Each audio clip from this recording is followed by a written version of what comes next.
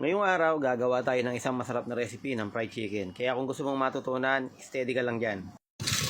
Umpisahan natin sa paghihiwa nitong ating isang buong manok. Puputulin muna natin yung manok sa dalawa, hiwalay yung hita at yung bandang pitso. Itong manok na to ay 1.4 kilo. Dito sa bandang thigh part at legs, gagawin natin dito 6 na hiwa. Isa sa drumstick, tapos hihiwain natin yung thigh part sa dalawa. At sa bandang pitso naman, gagawa tayo ng 8 hiwa. Bubukod natin yung 2 pakpak, tapos hihiwain natin yung pitso sa 3. Kung may bala kang magnegosyo ng fried chicken, pwede yung recipe na to. Pero para kumita ka, ang gagamitin mong manok ay 1 kilo o 1.1 lang. Tapos na tayo mag-chop, ngayon naman gagawa tayo ng brine solution.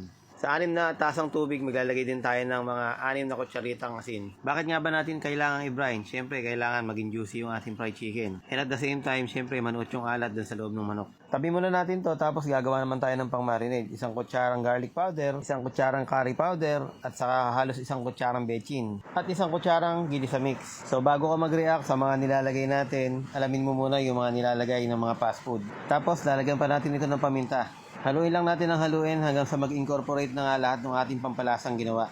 Tapos balikan na natin yung ating binabad na manok. So tanggalin natin sa pagkakababad. Pagkatapos nating ibabad, tatanungin mo kung babanlawan pa ba. Pwedeng banlawan, pwedeng hindi na. Basta pag binanlawan mo, wag masyadong matagal. Yung mabilis lang, isang running water lang, okay na. Lagyan natin ang 3 kutsarang mixture na ginawa natin kanina. Tapos imekos-mekos lang natin hanggang sa mahalo ng mahalo at imamarinate natin to 1 oras hanggang 2 oras. Pero ang pinakamaganda talaga dito, 1 araw sa rep. Ngayon naman gagawa tayo ng ating breading mix. Bali ang gagawin natin dito, 4 na tasang harina at 1 tasang cornstarch. Tapos the rest ng ating mga ginawang panimpla kanina, yon ang ating ilalagay dito sa ating ginawang harina at cornstarch. So halu-haluin lang natin hanggang sa mag-incorporate na nga lahat ng ating inilagay na ingredients. Kapag nahalo mo na, kuha ka lang ng mga 2 sandok nitong ating mixture, ilagay mo dyan sa ating manok na nakababad. Tapos tutubigan natin ng dahan-dahan.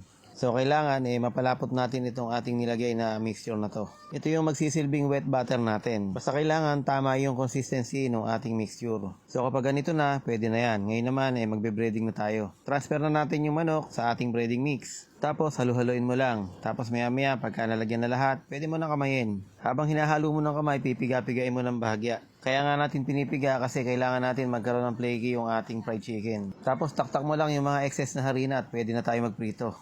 Kailangan mainit na yung ating mantika bago natin isalang. Tapos 12 minutes to 15 minutes luto na yan. So ganito yung ina-expect natin na kailangan magkaroon ng flaky texture. Kailangan habang hinahango mo, ganun pa rin yung temperatura ng iyong mantika. Para malutong at mabilis malaglag yung mga excess na mantika. And at the same time, kahit hapon na malutong pa rin yung fried chicken mo. Kaya kung may natutunan ka sa ating ginawa, baka naman pwede mag-comment ka na kung taga saan ka.